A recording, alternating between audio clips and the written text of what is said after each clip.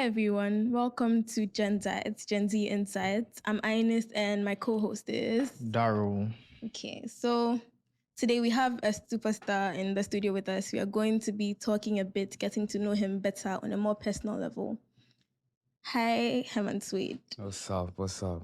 You know How you how they guys doing? say that artists have a persona and they take up that persona when they're going to perform. Like Beyonce has Sasha Fierce. Right.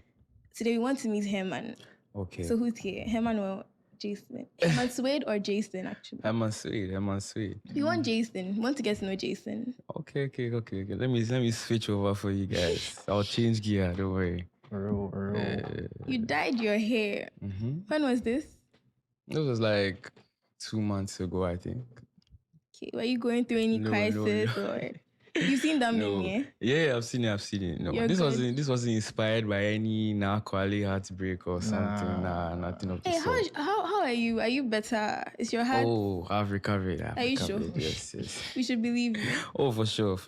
Yeah. So now, are you back in love or you're just wafting? This is a difficult one.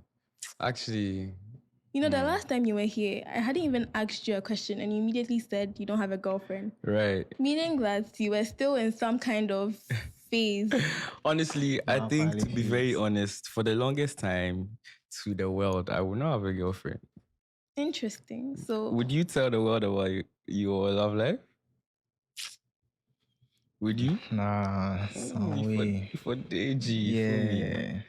and your significant other is going to feel like calm with all that. I mean, it has to be like a mutual thing, but I guess everyone's circumstances is different. Okay. Yeah, I like to leave people in suspense, you feel me? Suspense. Yeah. Okay. So you're one of the youngest people in the Ghanaian musical scene. What's that been like? What was your journey? Wow. My journey goes way back. I usually don't like to take it that far back. Let's but go all the way back. We have time today. Let's go back. Don't worry, yeah. So, like at the age of 5, right?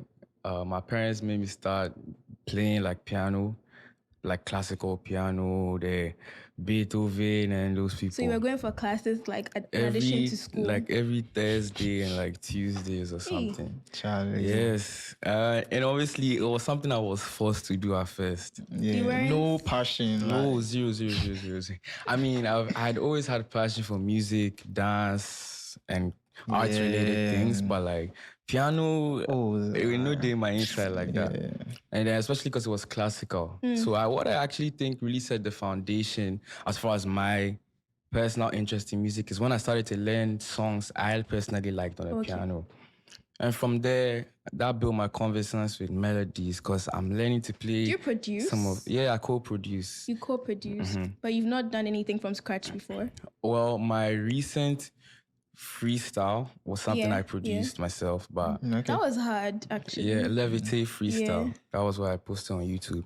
And check it out. And but yeah, Promo. co-produce means actually I work with a producer from scratch. Yeah. Okay. Maybe I have an idea on the piano and then I'll play it to him and we work together to build the beat as a whole. So yeah, I'm saying learning piano at such an early age and taking personal interest in it, because I think there's a very big difference, like as far as being forced to do something and developing that Wanting to love do for it. it. So over time, my passion for it grew. My understanding and conversations with the instrument itself grew. And I began to try writing lyrics of my own. Okay. Then I forgot about that. Fast forward, like long after, I had like not lost interest, but You fell off a bit. yeah, I fell off a bit with my interest in music and whatnot. Yeah. And then I picked up dance. So you were dancing and also playing. Playing the Yes, instrument. yeah. What can you do, Darryl? Charlie. Oh, how can you just Maybe like Just go out can you and violate Charlie this? or Crazy. probably like all. video games or something. Oh, how? Charlie. you play video games But too. when I was younger, I used to dance. Charlie. Do you play video games too? Yeah, I play. So video games, dancing, and piano. What can you do? Video games. Slow. Those old dance moves like Oh, back then, JHS Primary, yeah, calm. Interesting. You can't let her violate you like this, Charlie. bro. Allow. But So yeah. Yeah. So, what kind of child were you? Were you the stubborn, I don't want to do it, so I'll not do it? Or you were like, okay, mommy says I should do it, so I'm going to try? Honestly, Give us like childhood experiences in pertinence to music. What was that like? yeah. So, in relation to your question, I think I was just more, I wasn't stubborn. I was actually kind of like a mommy's boy type of person. Guys, he's here with his mom, by the way. It's so cute. Okay. Anyways. Okay. Yeah. But I think I was kind of like a mommy's boy type of person. So I you were didn't really used to feeling- deviate. I wasn't really a deviant from the norm. Like, I just did as I was told. What I really used to do, though, that I think used to get on everyone's nerve was I was much of a talkative. I was much of a talkative, like Real recognize real. from school, like every day. Did they have like names of talkatives like in your class? Did you do that? Like chatterbox. Hey, so Charlie. like the IS schools, it's chatterbox. What do you guys used to call it? Names of Names talkatives. of talkatives, Charlie. Oh, I really? didn't go international until high school. Oh, that's hard. That's calm. I mean, Chatterboxes. chatterbox. I mean, So they were like maybe Jason 2X or what? oh, nah. I don't think there was anything as specific as that, but it was just like a known thing. Like, You used to if you talk a talk. lot, you're chatterbox. You Like, seem quiet. I don't even know what I used to talk about now that I think of it, because I feel like my personality has really evolved, Changed. altered, You seem shape so shifted quiet. over the years. Way. I think now I'm just I'm much more of an introspective person now. Is it introspective? But like, are you like more talkative around people that you are comfortable with? Oh yeah, definitely. So that side of definitely. you still comes out sometimes. Once in a while, like around my close Small. friends, but majority of the time, I actually would just be listening to music, probably be on TikTok or YouTube learning something. I'm a very like self-growth person, like especially as far as my music, I dedicate a lot of time towards that. I mean, outside of when I'm in school. And yeah, I like to reflect on a lot of like things. This is actually my first Reflection. podcast, you know. So We you have guys are going to Herman be getting Suede. insight to some of my perceptions on different things. I mean, Your perceptions. Yeah. That sounds so like deep yeah, like I feel like I think about a lot of different things, different aspects of the world. What was and the like wildest topics. thing you've thought of recently? Like, It has to have been, you saw like apparently like something to do with the government in the United States talking about aliens being real. Oh, they worry my mind. Charlie. you believe in aliens, yeah?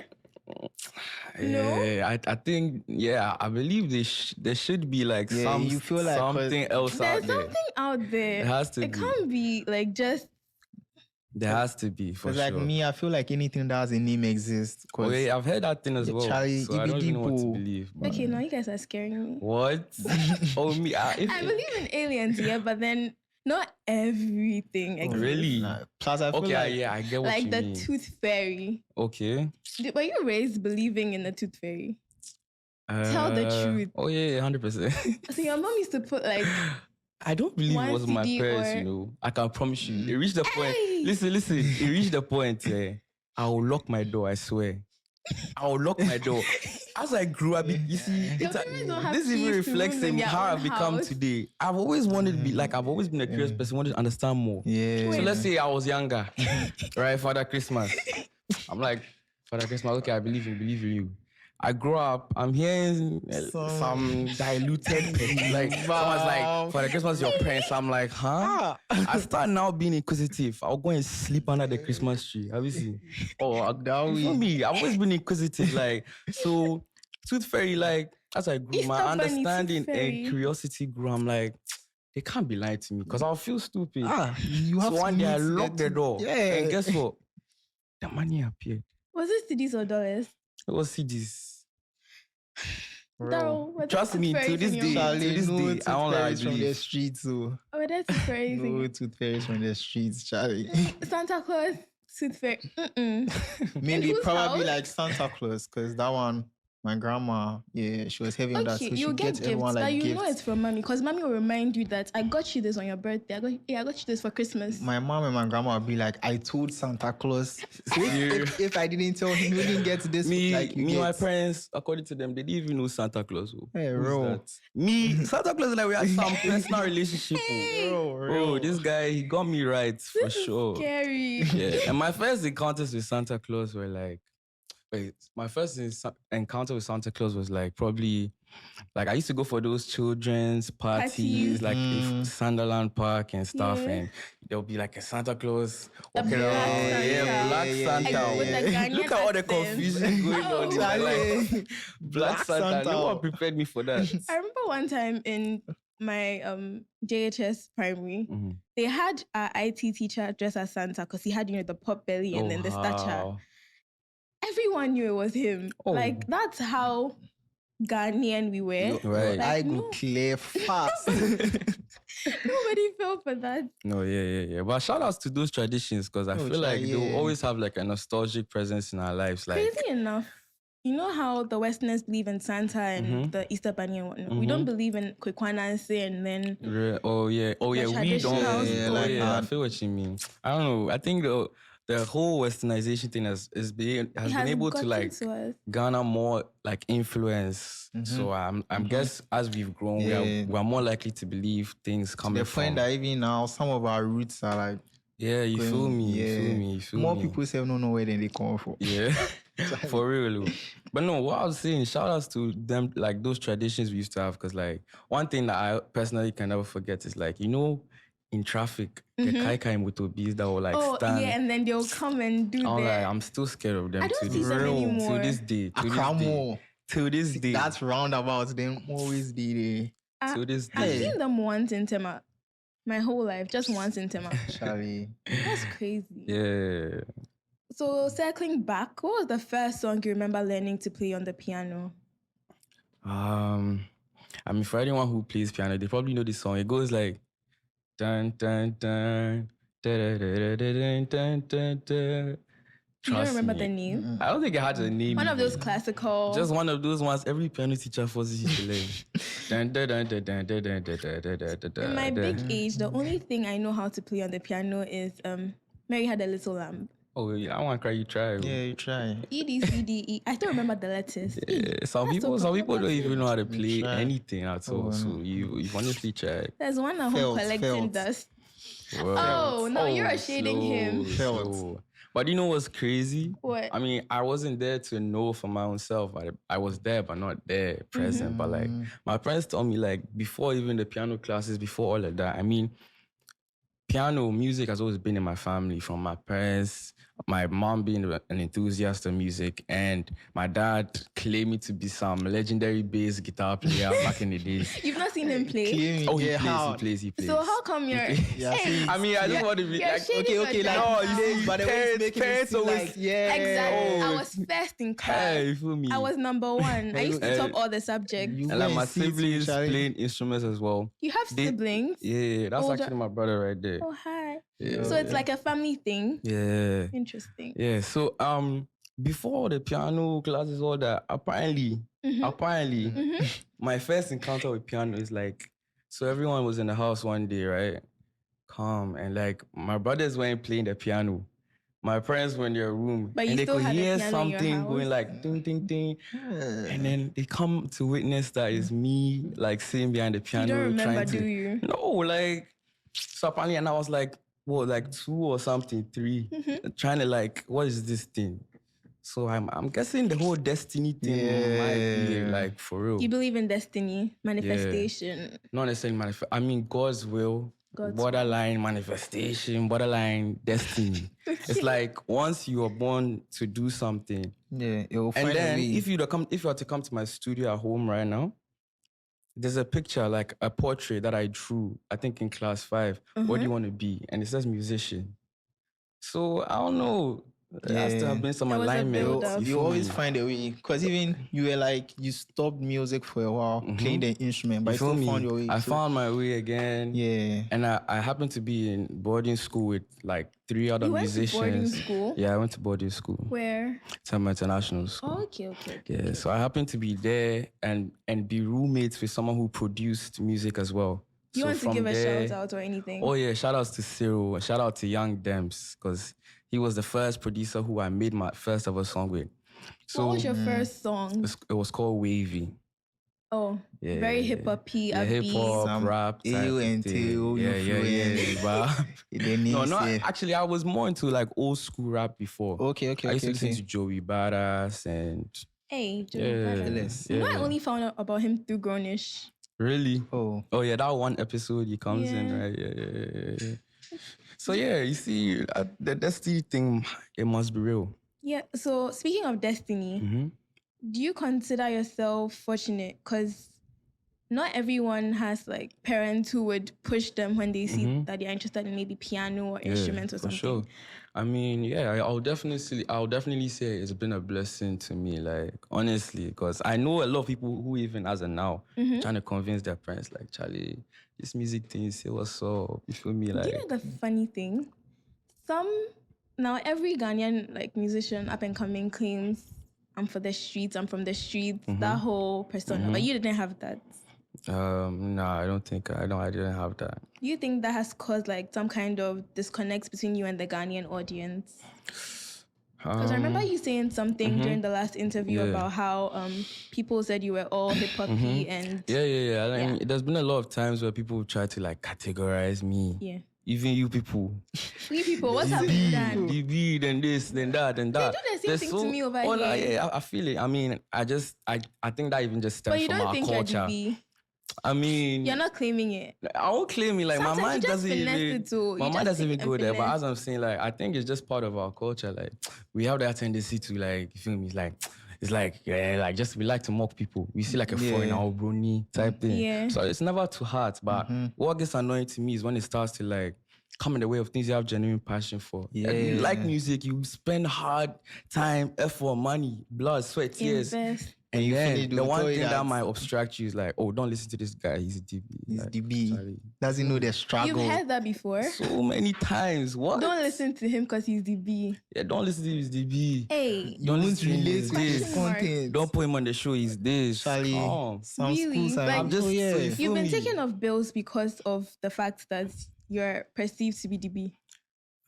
I don't even want to delve into that. You don't have to, but then confirmation. As I'm trying to tell you, like, yeah, it happens. Like, there's been a lot of times where people try and like sideline you because of factors external to the music.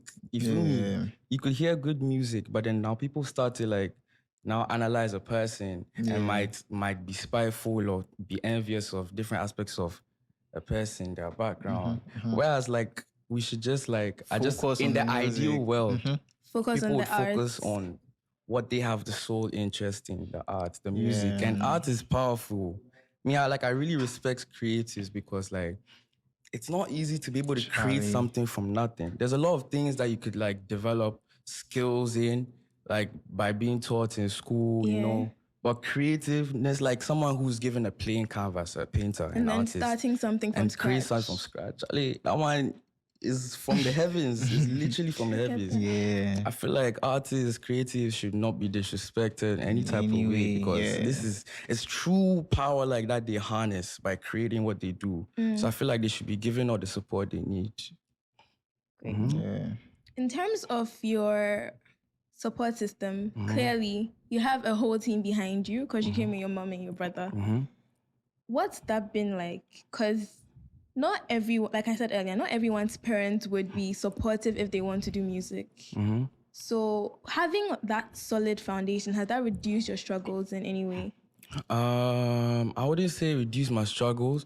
If there's a struggle, it has reduced as it's probably like the mental frustration sometimes being independent comes with. Like, for instance, on a separate label or are you on a label right now? No, I'm not. I'm still independent as an artist. Great. So just me and my team, which consists of my family and stuff. And honestly, I should in introspect or whatnot, on the broad scale, my team really consists of everyone. I mean, not everyone will play a core aspect of your team, like, but I feel like you guys even play a role in my team. You feel me? You're welcome. The family is so big. It's just basically anyone who invests and believes in what you do. I consider my team. You feel me? Like gang. Let me chip in this. Do you think you having your family as like the main in your team, do you think having different like team would like help you in any way? Or you feel like back to what I was even trying to explain. So I think the mental frustration, they've been able to help with that because they serve as my support system. You feel me? Family is always around. They have the deepest love and attach the most sentiment to you. Family. Beyond just what is transactional, like, you feel me? As with when someone is just business. Yeah. So I feel like they really help with that. And financially, they've helped because they invest into me. And in relation to what you're saying, I feel like, as I'm saying, because it's my family trying to help, right? Yeah. It's everyone trying to like coordinate their efforts into what I do. Yeah. So it's not necessarily the fact that they are specialized in perhaps media management, but that's why they're also learning as they are pushing. They are learning, and we're all learning each and every day, and that's how it's been since the very beginning of this journey. But at the same time, me saying the team is much broader is because you guys then all play a role. Like, there's things I can learn from you guys. There's things I learn from even other management teams. Like, shout outs to Mirror, Richmond, from Dope Nations team. Like, you feel me? Like, the team is so big because that's the essence of network, you feel me? Yeah. So beyond my team and how limited in capacity they might be, we all learn together and learn from others, and are blessed to have the support from others as well. Everyone networking is important. Yeah, it's very important. Making you see your body. Yeah, you feel me? Do you think you're ever going to sign onto some major record label, maybe like Lynx or something? You know, I've actually had some approach me in the past, but I think because of school. But right now, do you think you would consider it?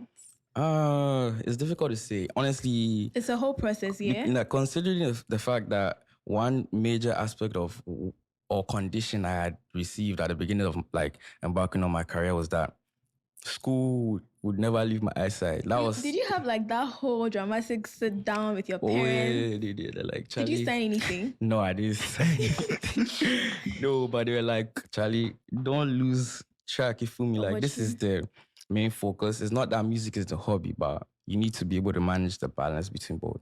So because of that, obviously, with every encounter with the label or something I've had to take that into consideration. But you know, for some of them, they might be a little hesitant, not knowing if they can fully invest and be sure they can reap the benefit of how much they invest into you, because you have another obligation, which is school. So it's been difficult trying to balance between giving us the technicalities. Oh, Charlie, this is do I sound like I'm talking a little technical? No. Oh no, it's posh. We like it. Nah, I'm just this is me. Honestly, I don't talk a lot. I'll be there and I'll just start my own podcast or something, because I feel like I don't pump myself. Yeah, I do. I just need to get comfortable with doing Instagram live and things. And that's when do a lot of Instagram lives. I'm saying if I was comfortable with doing it, I would. Because you have a lot to say. I definitely have a lot to say. 20 things on your mind. Oh yeah, daily, because I'm constantly learning. Put them into the songs, Charlie. Oh yeah, more. Charlie, you talk so real. Okay, so I'm linking you talking about the whole having to do music school, and then I see Legacy on your shirt. Is that any kind of allusion to Legacy Girls or anything?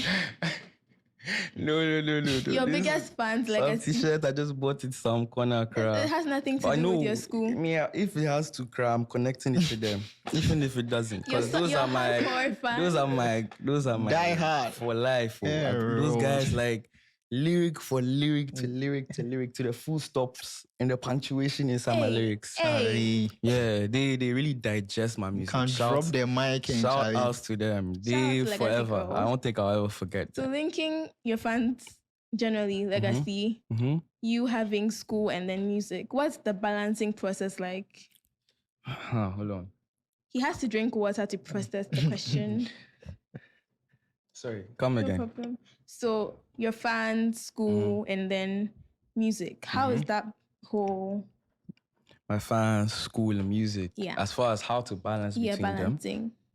I mean, the kind of balance I've maintained over the years has just been, while I'm in school, I dedicate basically 90% of my time, energy, focus, all that into school. And then, I mean, back in the days, what helped was that I studied like music as a subject in school. Yeah. So during music class, practicals, I get the chance to even like work on songs of mine and just like brainstorm through such creative ideas. But then for the most part, I just focus on school while I'm in school.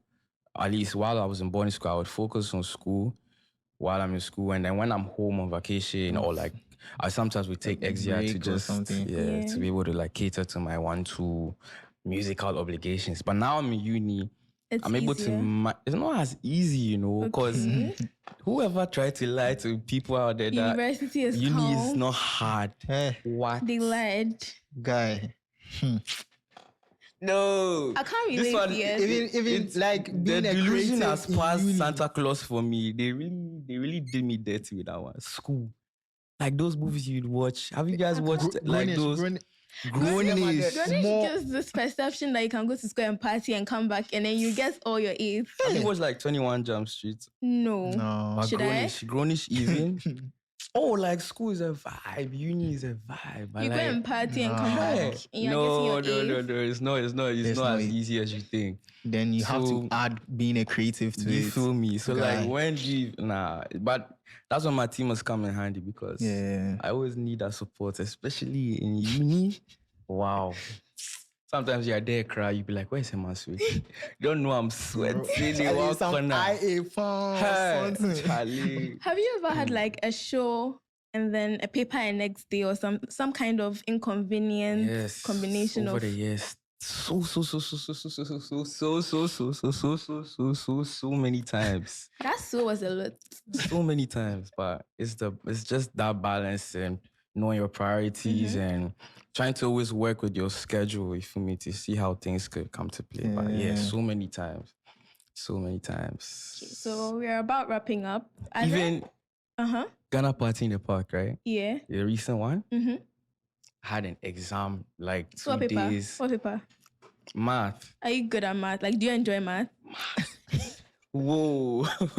No, that one, no. Math and I cannot be one. We just there's no peace. Nah.